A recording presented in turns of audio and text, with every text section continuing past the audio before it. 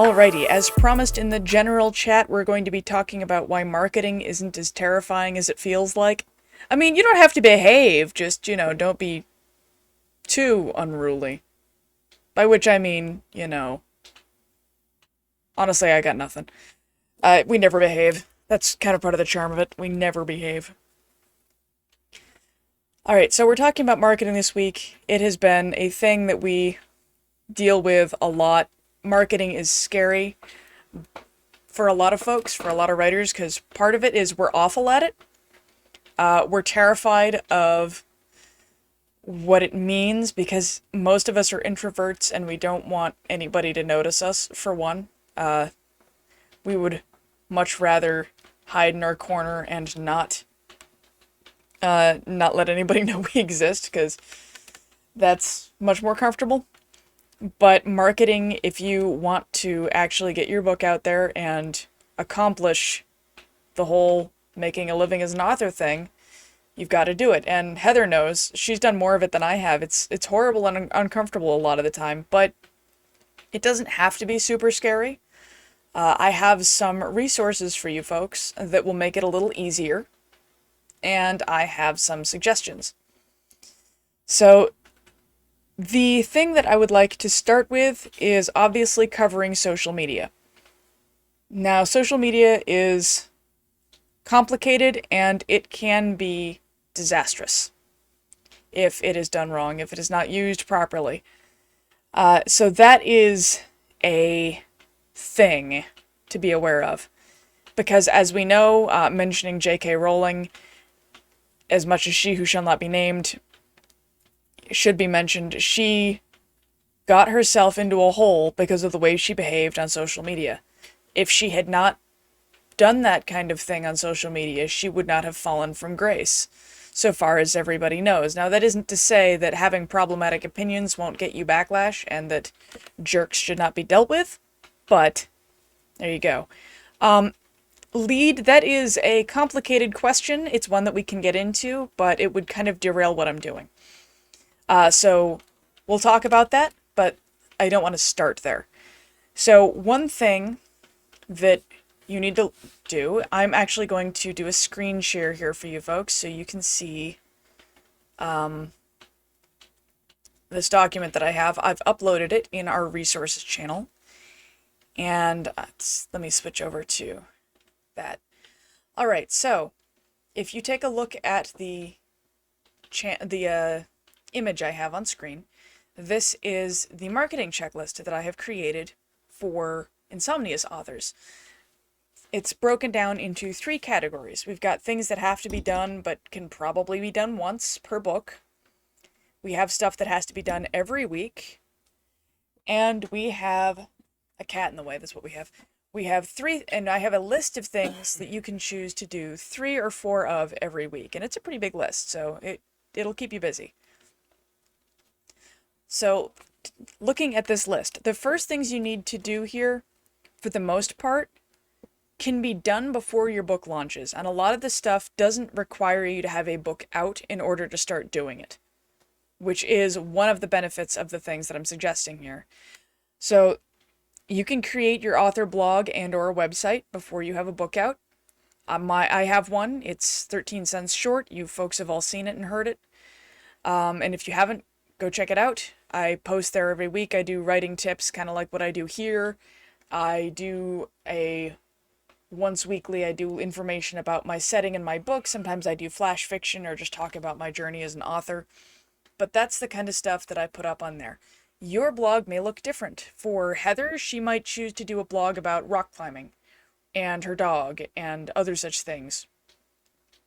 For you, Lead, you could easily put a bunch of your lore in the blog as blog posts, and you could talk about whatever subjects you want. It doesn't have to just be the things you write about. It doesn't have to just be your book, because marketing, in a general rule, in most of these circumstances, there's an 80-20 rule, where 80% of what you show and what you share should be stuff that benefits your reader, and 20% should be buy my stuff. And if you have nothing to tell them to buy yet, it could be the sell could be sign up for my newsletter, which is a hill I'm just now starting to climb, or it could be like my blog or share this post. But 20% of the time, 20% of the content should be the call to action slash do the thing. Now, yeah, you could absolutely write a blog about biology. Whatever you want to write about. We talked about branding once before. Choose what of yourself you want to show to the public. And that is part of what you will be blogging about and writing about. That is the thing. Nidnid, if you go into the resources channel, I have the checklist there that you can download even if you can't see the stream. I'm just showing the checklist right now, so you can download that and take a look at it yourself. But to get into this checklist, so you'll want to start with getting your author blog created. Set up your author social media pages. Now, the way authors can interact with social media, first off, this is something I'm just scratching the surface of myself, is you're going to want to think about who your ideal reader is and identify that person. I mean down to the age and whether or not they have kids, stuff like that. So think about the demographics of the people that you want to read your book. And this is something that I've gotten from a podcast I've been listening to. I shared that in the resources channel also. It's called Book Marketing Simplified. It's a really great podcast where they take a lot of marketing stuff and simplify it. And they talk a lot about your ideal reader and how to market to them.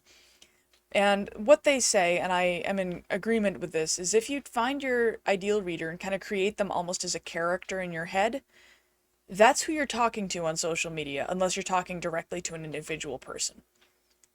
You are going to be talking directly to that one individual who is the person you want to read your book. Now, don't give them a name or anything, but it will be like, for example, I'm looking specifically for Jim Butcher fans. So to me, my ideal reader is somebody who is into like Comic Cons, maybe does historical reenactment like I do, is not averse to religious content because I'm Christian. My books are obviously influenced by that, but they're not Christian books. But somebody who's not an angrily atheist individual. You can be atheist and still enjoy my story. I know several atheists who have, but somebody who's not, militantly against religion. And probably not somebody with kids because my novel isn't really for kids. And there you go, Ellie, that's perfect. So something like you want to create that specific reader in your mind, like picture them. And when you're doing your social media posts and your marketing, that's the person you're writing to.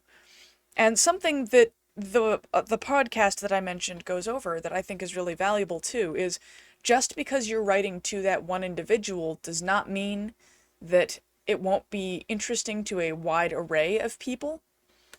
That is absolutely the case. So for me, in my genre, I know that from what the demographics show, most readers of urban fantasy without any kind of romance are men.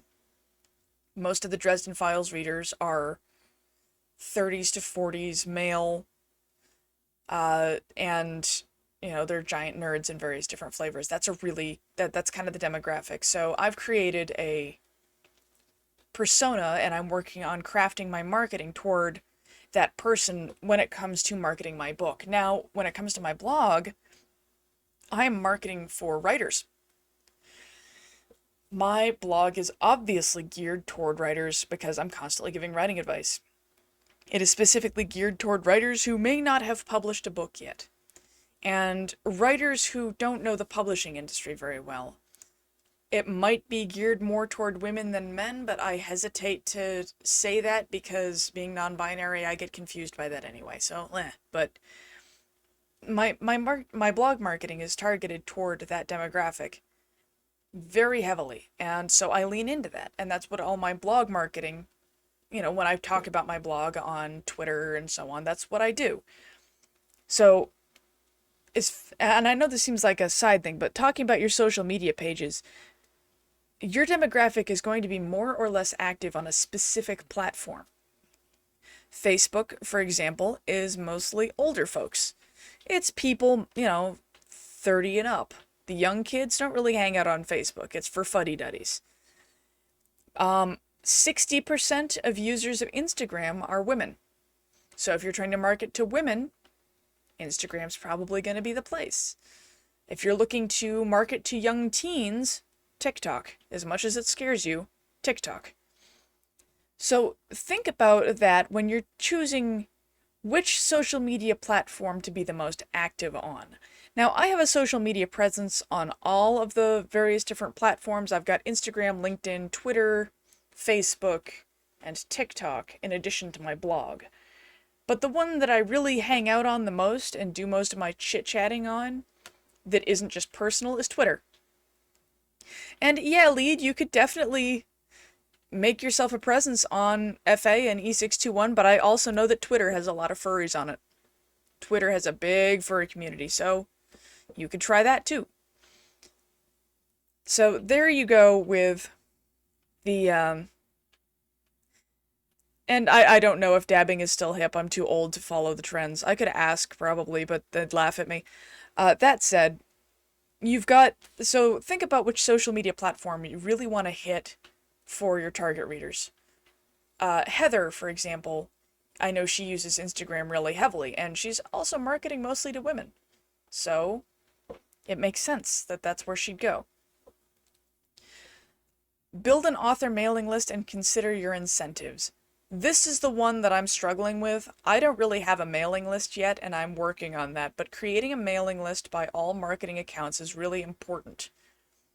That's because social media accounts come and go.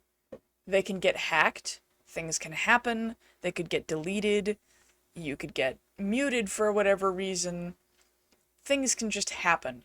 But your mailing list, if you have all of those emails, you can reach out to all of those people and let them know. And beyond that, you can also consider incentives. Like if you sign up for my mailing list, you get this free thing.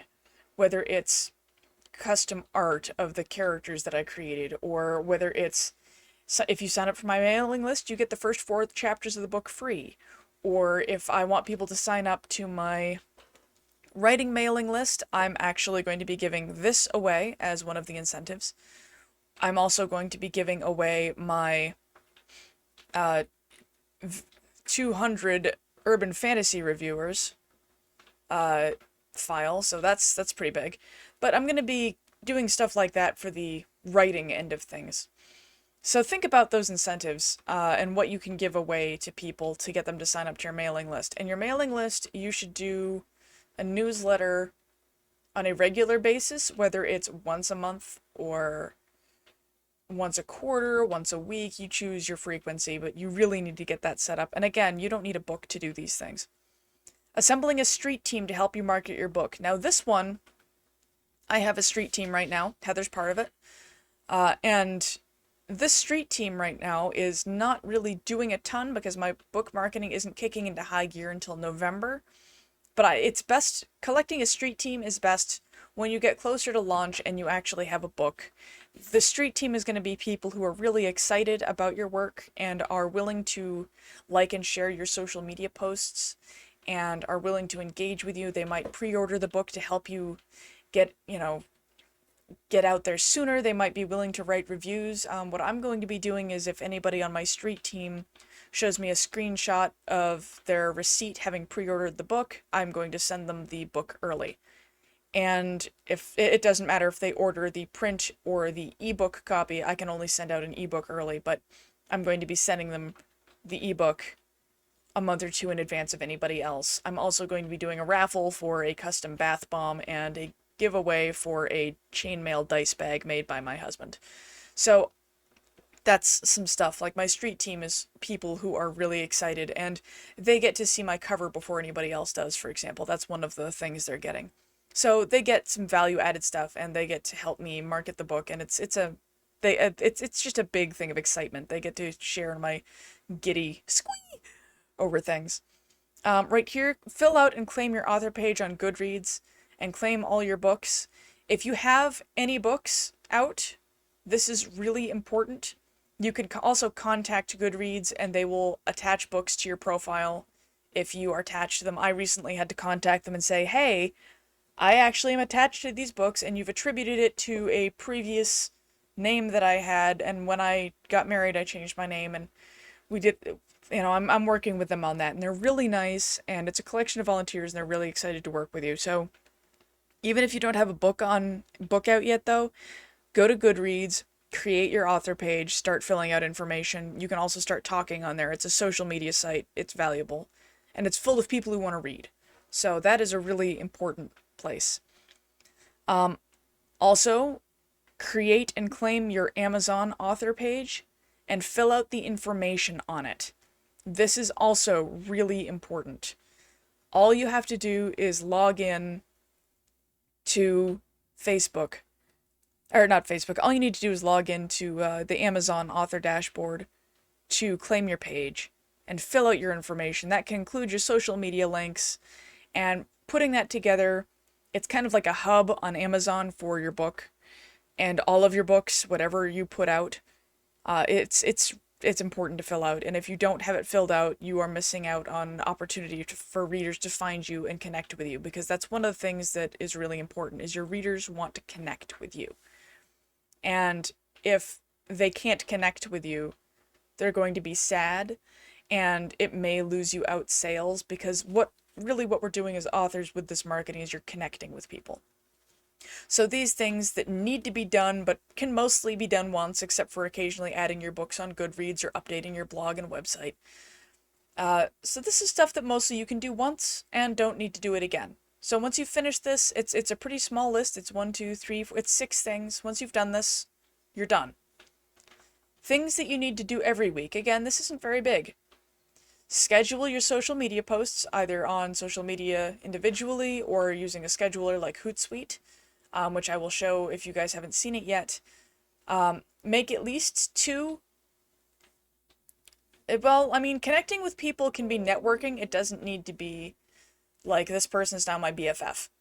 It doesn't need to be, for me, connecting with somebody might be something as simple as scrolling through Instagram and being like, hey, I really like your dress. Nice job.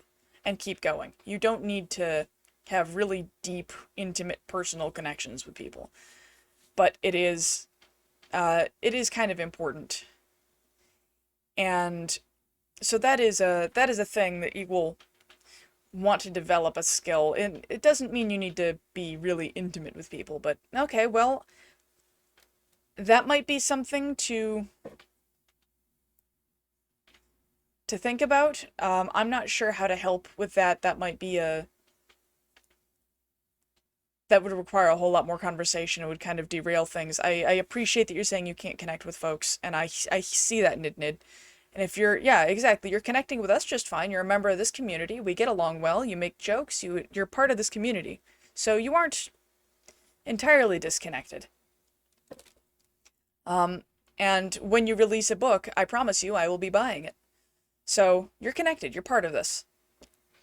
But the thing, returning back to the document here, you're going to want to make at least 2 social media posts on your author media page once a week. You can schedule those in advance with Hootsuite. That's okay. And spend some time thinking about your blog posts every week. You don't have to write them, but you definitely should think about them a little bit. And then there's a big list here of things that you should do choose 3 of these to do every week.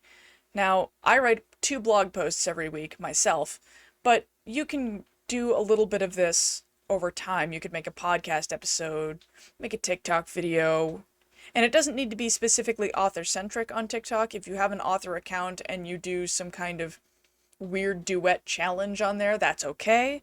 You just need to keep active on these things. Consider writing an article for Medium. There are a whole bunch of different options here. The things you can do, and this is not an all-inclusive list. This is just a list of possible things, like doing raffles and giveaways, joining a couple extra social media groups and sniffing out some places, maybe reach out to somebody and offer to do a blog swap. So there's a whole bunch of options here. And what I like to do is I like to roll the die and let fate choose for me what I'm doing. So that is definitely an option, but you can do all sorts of this stuff. And this is all available. At the bottom here, I have some resources for folks. There's some playlists. There's my author playlist where you can watch some of the videos on marketing. And there's a whole bunch of good blogs, and some other posts that I've found that were nice that I thought would be useful. So that's what's in this document, and it's available in our resources thing. And I made it for my blog and also for Insomnia's clients. Secondly, something that you can do, this takes time but doesn't need to be terrifying, it's just kind of long, is going to be something like this. Up on the screen you will see an Excel spreadsheet now. And off to the left, you can see I have collected 198, I think, book reviewers, 194 book reviewers who take my genre. And this is just googly, wow. I just Googled these folks, and I just pulled up lists of bloggers who review books, and started adding them to this list. And I checked to see if they were accepting requests right now. I didn't make notes on some of the earlier ones, and I really should have, but right here you can see I sent one. I've actually sent two, and I've made myself little notes about who's accepting what, whether or not they prefer physical books, whether or not they're bookstagrammers or booktubers. And you could create a document like this for yourself. I'm happy to share this. Again, it's up in the resources chat, so that's available for anybody who wants it. I don't mind, because it's not, we're not competing. This is explicitly people who do urban fantasy. Most of these folks also will do high fantasy. A number of them will do sci-fi. So there's a fair amount of crossover. You can't really okay, so you can't really have straight up anonymity in so much as you can use a pen name, like Heather uses one, and you don't need to tell people who you are. They don't need to know your name. They don't necessarily need to know your face. So yeah, some locations in the world may require that. Like I know Anagram, you're in Germany and they require that. You don't have a choice. So your local national laws will determine some of that for you. I believe you're a squirrel. That tracks. It's on brand for you. But you don't need to use your real name. You can create your author pages and everything under a pen name like Heather suggested. It's a really common thing, and you don't need to tell anybody any explicitly personal information. Like me telling people that I like to use swords and do historical reenactment is hardly a surprise for most folks, and also it's not personally identifying because there are a lot of folks who like to use swords, and there's a lot of historical reenactors out there. There's thousands of us. And me talking about writing. There are a lot of Scadian reenactors who write. That's a thing. So there's a whole lot of ways that I can let out my branding without giving out my personal information. For example, I go by E. Probilski pretty much everywhere. That's not my full legal name. I mean, you might be able to find me, but there are a lot of E. Probilskis in the world. Where my husband comes from, because he comes from another state entirely, almost 1,000 miles away, there are so many Probilskis there you can't throw a rock without hitting one, so going by E. Probilski is not particularly personally revealing. Right, so the social media, you can have it under whatever name you want. Just make sure it's consistent. So all of my social media, my TikTok, my Twitter, my Instagram, my Facebook page, my, like pretty much everything I can, I go by E. Probilski, and my handle's at E.H. Probilski on all of them. So if you can keep it consistent across all of those platforms, you'll be doing yourself a favor because they'll know how to find you. Pretty easy. So And also most of them can recognize me because I use this adorable little doodle that Mel did of me that I have as my icon everywhere.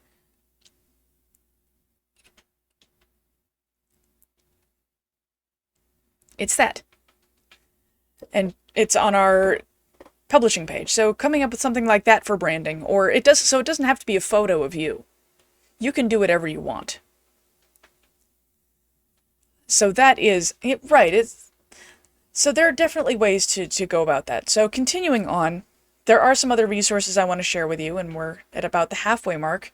So we've got this list of book reviewers. If you are not writing in a genre where this list is going to be helpful to you, you are probably going to want to start assembling your own list of book reviewers. And while that is annoying drudge work and can take a long time, like I had like 40 when I started a couple days ago. I think I got up to, yeah, I got up to Bookworming Thoughts here, 41. And because I found a list online and I did a bunch of research. And then a couple days ago, I spent literally 12 hours checking all of these websites, making sure they were open, finding their submission guidelines, making sure that what I wrote fit in with the submission guidelines and all of that stuff. So there's a lot that went into this. And it may be really, this was brain-numbingly drudge work. It was just not fun. But it wasn't scary. It was just, ugh. However, it did leave me with a very useful tool that I'm going to be able to pull on later when my book is ready to be launched. And it is never too early for you to put something like this together. You don't have to have a finished book for this. If you know what genre you're writing in, you can look for reviewers who review that genre and start putting down their names on a list like this. It could be a podcast. I'm going to be putting together a list like this of podcasts and vloggers that I would like to see if I can do an exchange on, or do interviews with, or do, as you can see, there's a column right here for guest blogging. That kind of thing, and putting together a master list like this for yourself can be really useful. And it's not scary, it's just tiring and time consuming, but it is part of the work, and doesn't require you to have a book out. So this kind of thing is really important. Then there are specific tools. So I'm going to see if I can pull up my oops, that's the wrong button. I'm going to start sharing my monitor over here on the left. And here are going to be some tools that you can put together. I'm actually thinking of starting to do book reviews lead on my website. So that is a thing that I'm willing to consider doing. Alright, so over on the stream, if you take a look, I've got some tools up. So we're going to start with MailChimp. This is a free service up to a certain point, and the point at which you need to start paying for it is like 2,000 subscribers, and if you have 2,000 subscribers to your email list, and you're marketing that well and people want that much, it shouldn't be too much of a big deal to start paying for this. But what MailChimp is it is a newsletter creator. Oh, that has a problem. It didn't like me for a second. Well, okay, fine. You can create these emails. Let me log out and into a different, I can show you. This is my churches, I'm doing on there, so, fine, send me the email. Hold on, guys.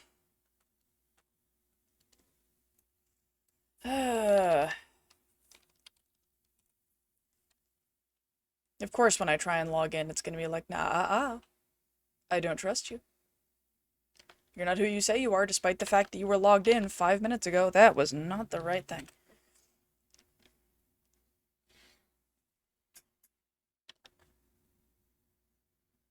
Thank you. Okay. So this is my church's website, or MailChimp. And as you can see, we've got 60 contacts in here. And I've created some email templates. We're going to take a look at one of these. So my church does a weekly newsletter to everybody, and it does the to do our prayer requests and other things. I do a picture every week, and you can set it up to look however you want. So I created this graphic to go in there. This is the church logo up here. And so we have the announcements. I can pull up a previous one that we actually sent to show folks what an individual campaign looks like. So this was last week's service. So here's the newsletter in action. So we have the logo, the top of the newsletter. We've got the Bible verse that I made images for. Here are our church announcements and prayer requests. Then we have links to the order of service, song lyrics, and so on for our online folks who like to watch the stream. So this is, you can create emails through this by just dragging and dropping. It's really easy. And it allows you to collect email addresses and create a subscriber list, which is really important.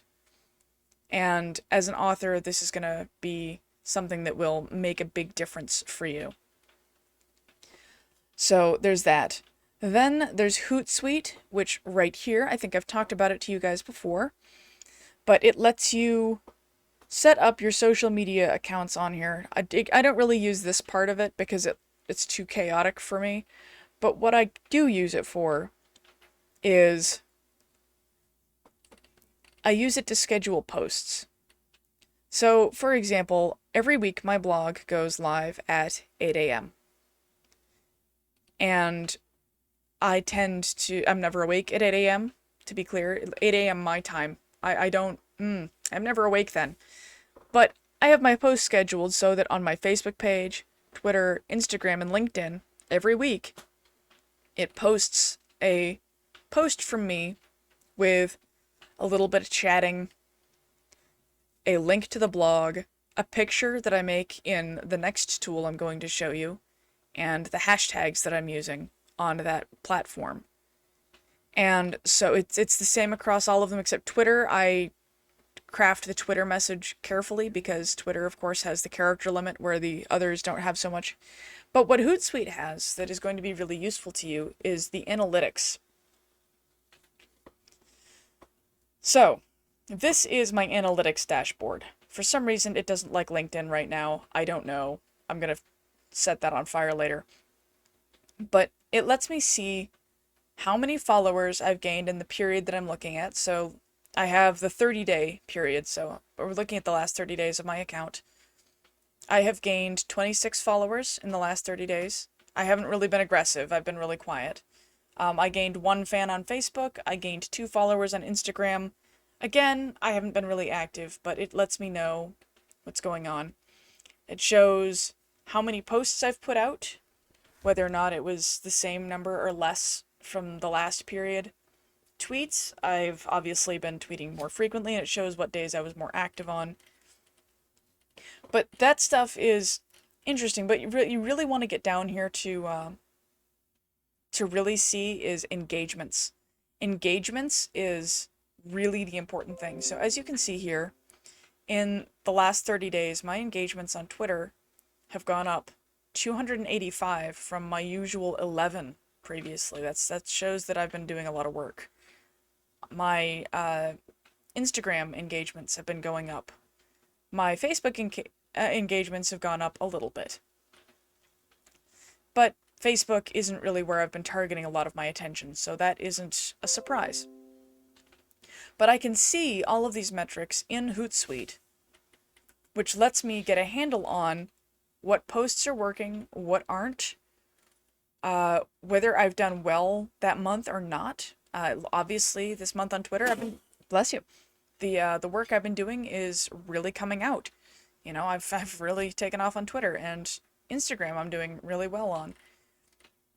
This also, how many people have clicked on your post? Well, more people have clicked on my post there.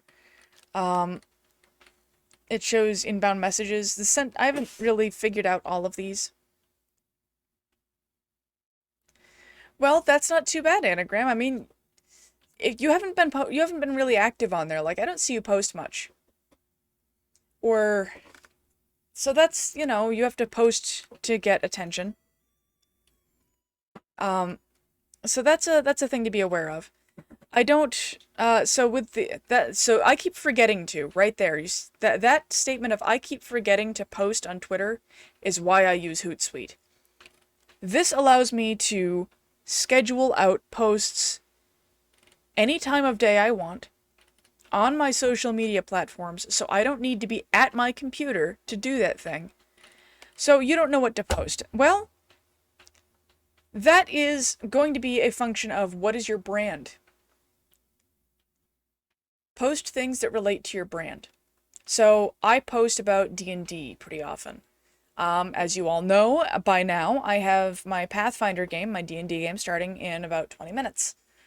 I talk about that on Twitter a lot. I talk about writing, and I really spend time engaging with the writing community on there. So what to post, that is definitely an area of concern, but that's going to be no. Hootsuite is not expensive. You do not need to pay for this. I am using the free version. Hootsuite is absolutely free, unless you want some of their really high-end, expensive stuff that you don't actually need. You can schedule posts across, I think, about 50 different... oh, you can only find the demo? Well, there's a free version. I promise you, Hootsuite is free. I can see if I can post a link to that and find it for you, and I'll put it up in the resources channel. But there's one last thing that I want to show you folks that is a relatively new tool that I have found really helpful and quite powerful. And the paid version for what an author would need is not very expensive at all. The free version, however, will work just fine for the most part. So this is yeah, there you go. They like to hide it because they want you to pay, but the free version works great and you can just use it. And you can link it to all your social media accounts, so if you... they'll advertise forever, but that's okay. That's not what I wanted. Let's see. Let's see if I can figure out where all my integrations are.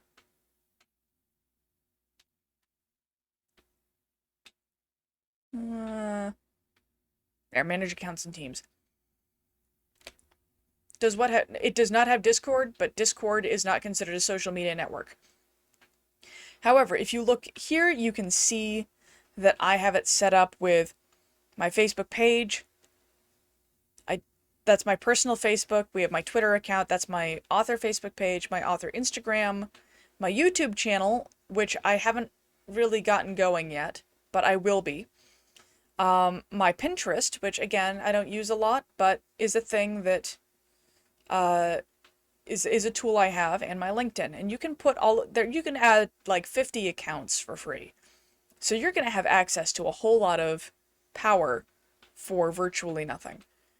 And you can schedule your posts in advance, and it will actually... one of the things that I have found that's actually really neat is right here, recommended 3 p.m. What? Oh, there's another one on Friday. It's after you start using it enough, and once you start interacting with Twitter enough, it'll start analyzing your posts and say, you should put a post out at these times in order to get the most engagement. So you can see I have a post at 3 p.m. saying, hey, did you catch my blog this week?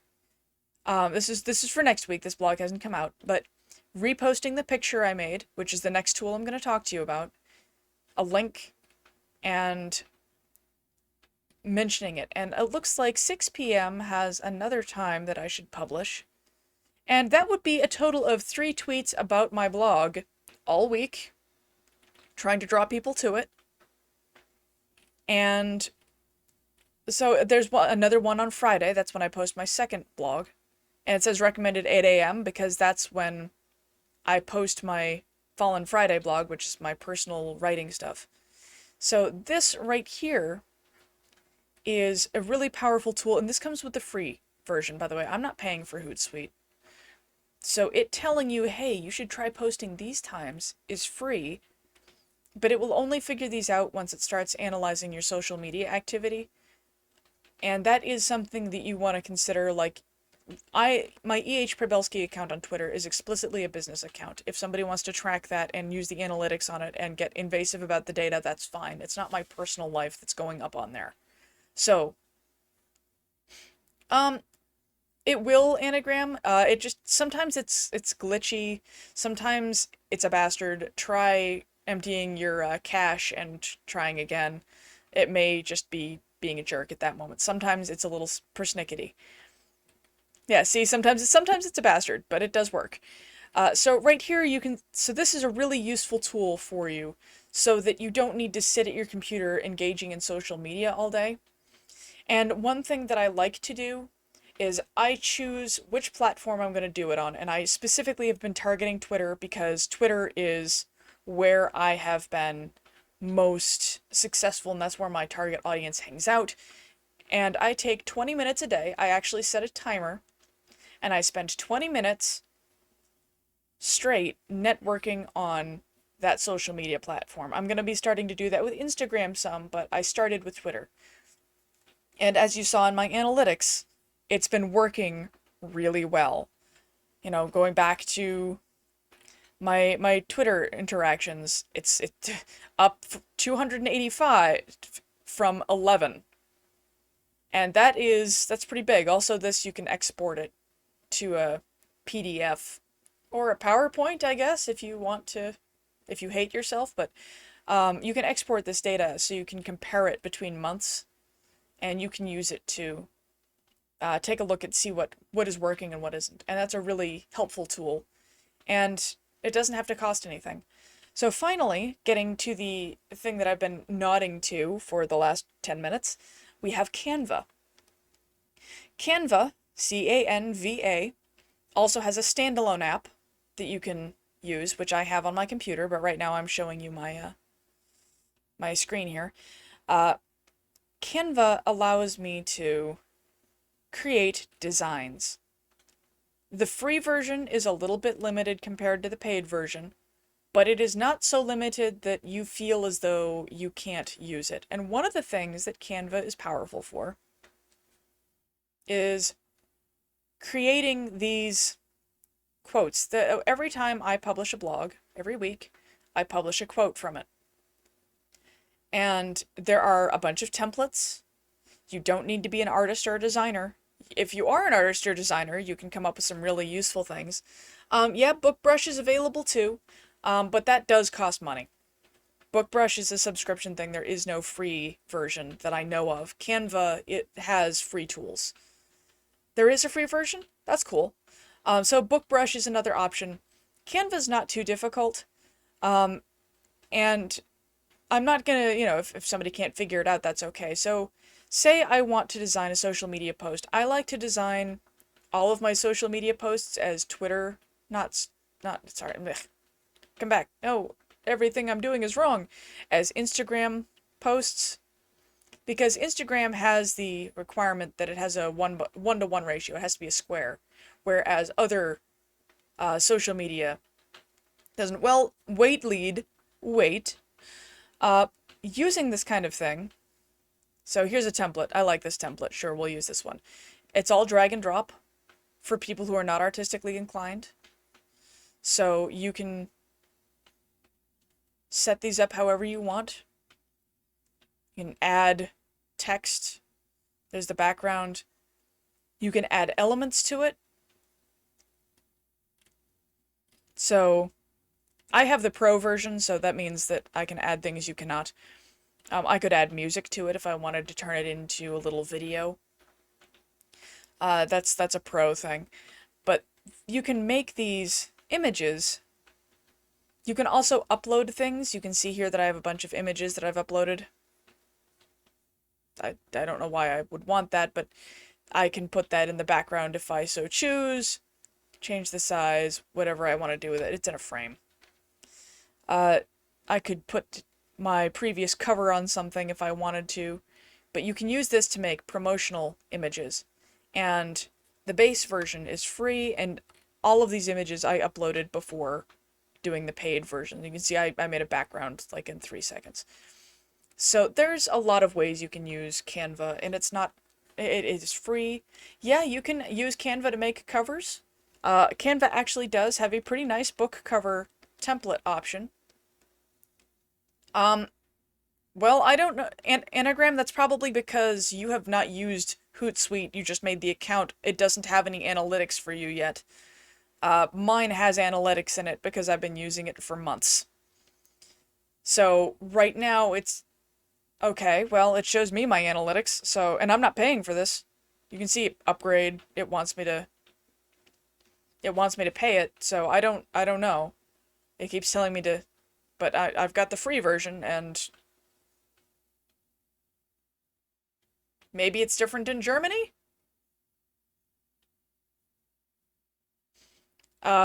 So I don't know. Uh, Even if you can't see the analytics in Hootsuite though, you can see the analytics in Twitter. So, really? Huh. Maybe it's different in Germany than it is here. That's something I don't know about. But I've had this account for years, and it's never cost me anything. But so back to Canva, you can use it to make whatever you want. You can use pictures you found around the net. You can use templates. They have a whole bunch of them. Some of them are, see how it says pro? I can use that one because I'm pro. Haha. But I'm spending money on this. That said though, if you put something together and you don't have the pro account and you want to download it, it's going to be $1. So it's not excessively expensive to use.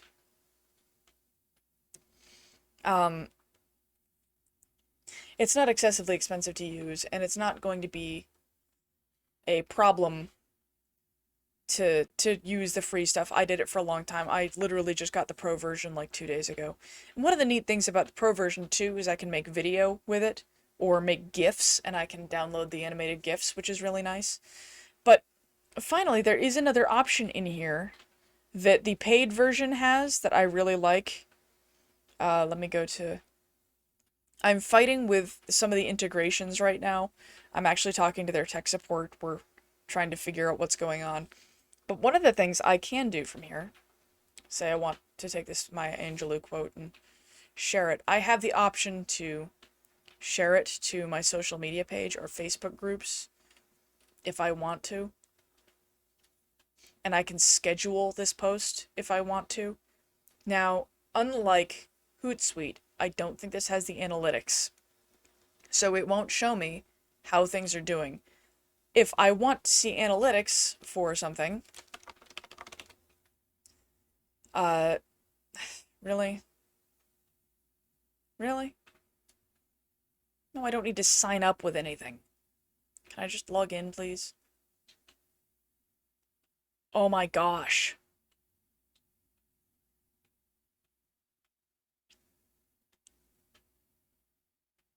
Please sign in.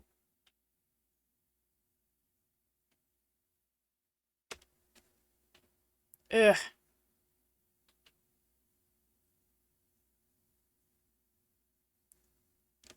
Thank you. Oh, it's white. But one thing, if you have Twitter here, you can click on More, and Analytics is available in Twitter itself. So I can use Twitter's analytics. This is a 28-day summary. I have tweeted 88 less times because I've been busy. So there have been slightly few impressions right here, this big number that sounds like really impressive, like 23,000 people, holy crap. That's just the number of people who have scrolled past your tweets. That doesn't necessarily mean that these people have interacted with it at all. Profile visits, that's the number of people who've like, hey, who is this person? And clicked on my profile. Mentions and followers, I've gained 28. You can, so this is, I can scroll through here and say, oh, but when is my top tweet in the last month? Well, it's this one. Top mention. So that's, you can use the analytics on social media websites. Facebook also has them. Congratulations, you get to see my personal life. for all of 3 seconds. So in here, somewhere, Insights, on your Facebook page,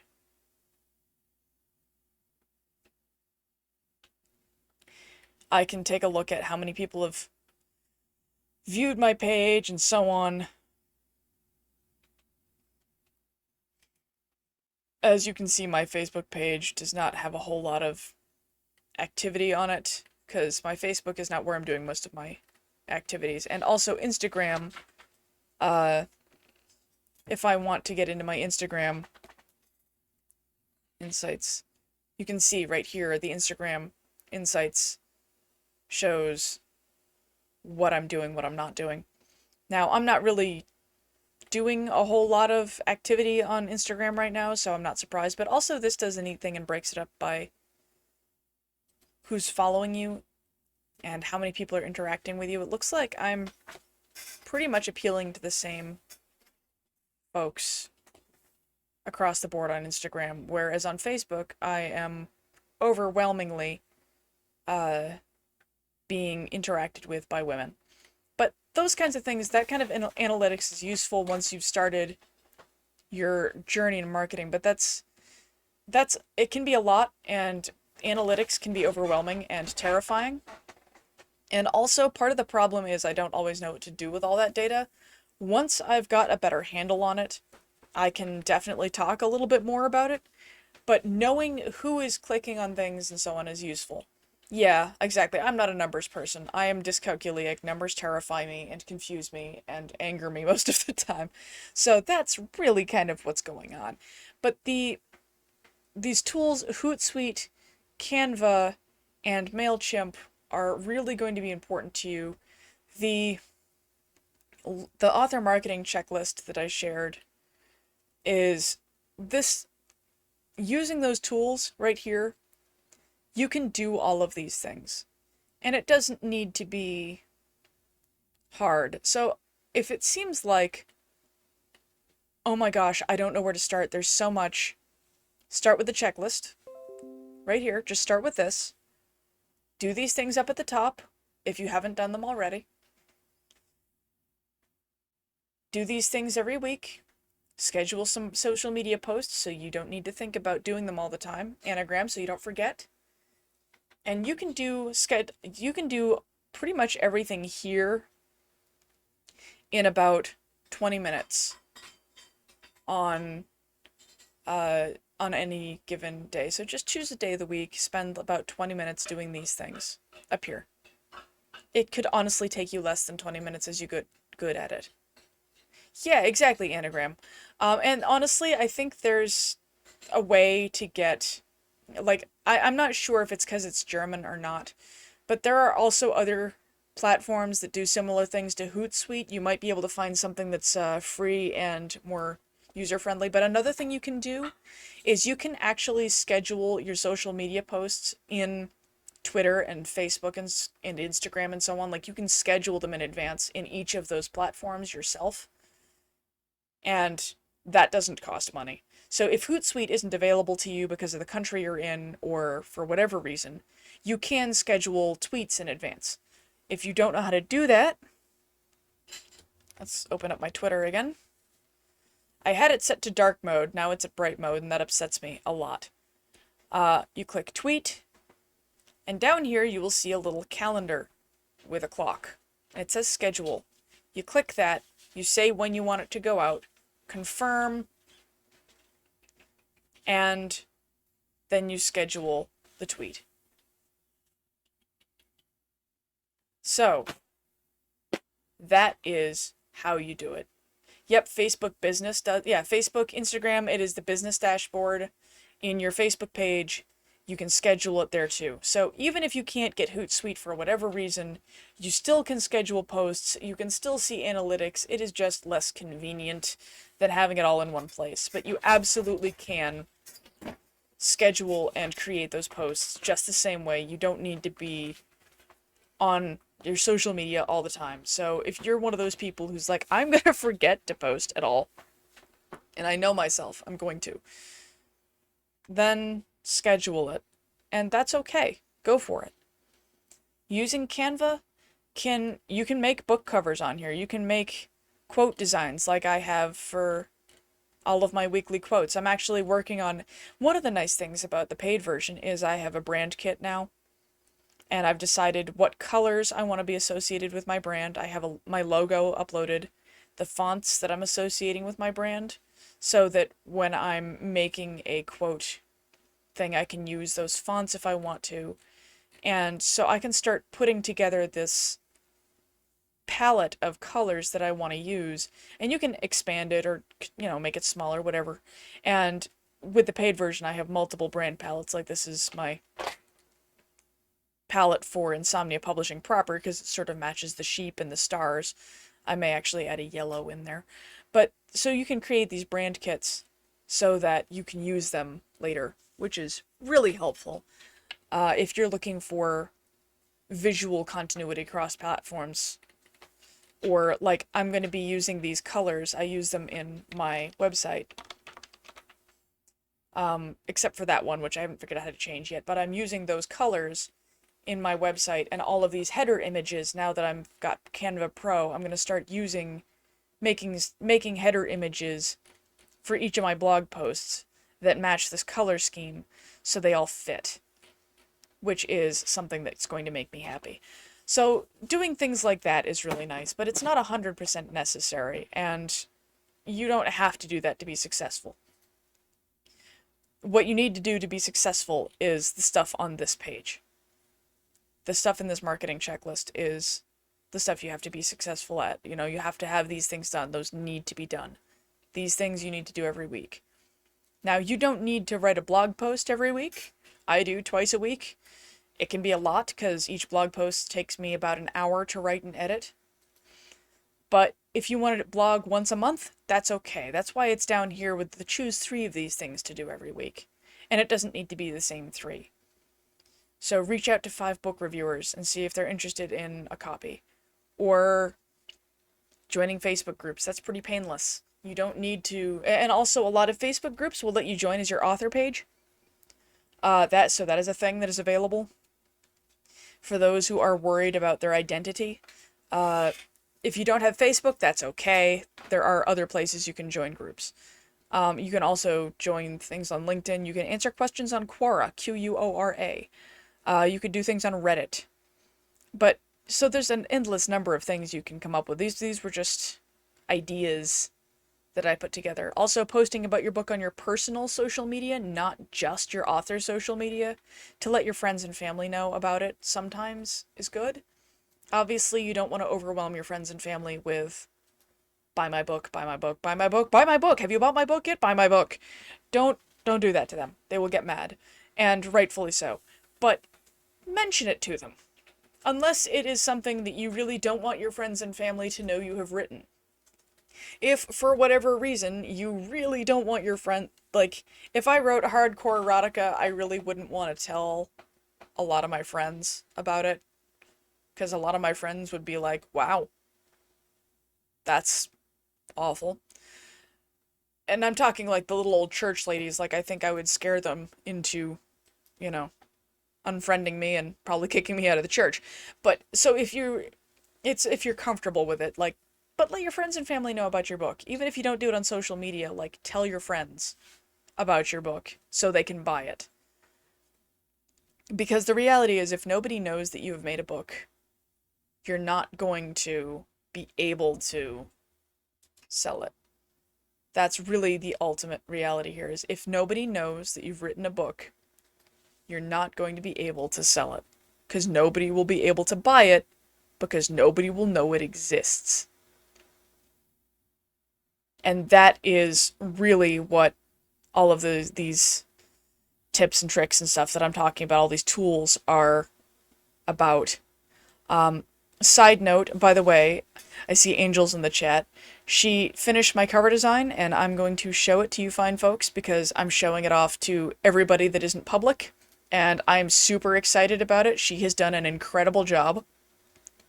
So that is the amazing and freaking gorgeous cover that Angel put together for me, so thank you so much.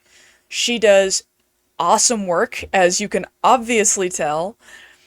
and her prices are really, really reasonable. So definitely contact her about cover design if this is your jam. She's I can't say nice enough things about her.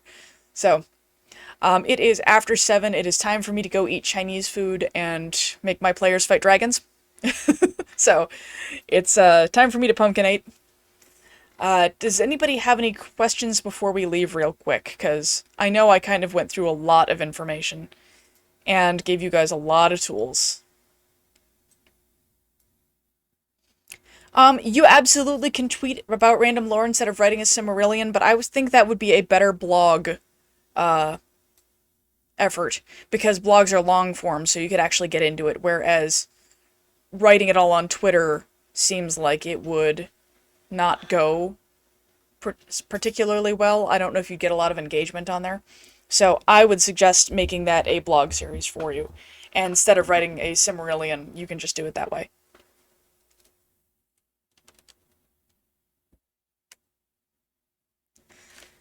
Yeah, if you have a blog, that might be a fantastic use of it. Another example of bad J.K. Rowling. What bad J.K. Rowling? What did we do? Taking first steps on Twitter. Well, if you make a Twitter account, let everybody here know so we can all follow you. Yeah. So let folks here know so we can follow you and interact with you. Choose some hashtags to interact with. So one of the hashtags that I hang out on a lot is a hashtag called Writing Community. I am in there all the time, answering questions, chatting with authors. I will, if they release a book and it's not like a horrible buy my book promo thing, I'll say, hey, congratulations. I'll tell people their cover art looks great. Just casual interactions with folks.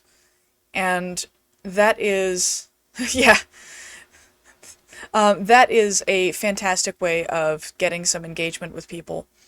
And it takes a little bit of practice. Yeah,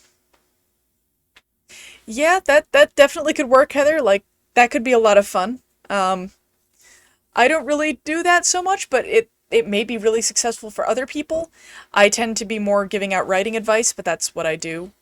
Yeah, incorrect quotes. If anybody does fan art for you, you could tweet it and attribute it properly, so long as you have the permissions to. Lead, I have definitely noticed that you mostly share art. Make sure you use hashtags effectively, too, on Twitter and Instagram. It'll help people find you. That's an entire talk in and of itself that I don't have time for, but definitely, oh yeah, don't get rid of it if people have it. So, that kind of thing, like, if you're getting started on Twitter, so I would say think about the hashtags you want to interact with, because if you're trying to interact with all of Twitter, you're interacting with none of Twitter. So choose which communities you want to hang out in and get to know them. And all you have to do is just scroll through Twitter and see what people are posting and what hashtag and interact with it. Like it, retweet it, comment on it. It doesn't need to be a big deal. Just make sure that whatever you're interacting with, what you're saying, what you're liking, is going to further your brand. Because if what you're saying and what you're interacting with is not going to further your brand, don't do it. Like, getting into really heavy political arguments on Twitter as a public figure is probably not a smart decision. Because no matter what you say, it's going to be wrong to a lot of people. So that is, for example, something you want to avoid on Twitter, is because Twitter has a reputation for being a cesspool of sin, suffering, and horribleness. Yes, being silent can get you too, but for example, I don't hang out in the political part of Twitter sphere. I hang out exclusively in the writing community, so I don't really get involved in anything more controversial than whether or not you should self-publish or trad publish.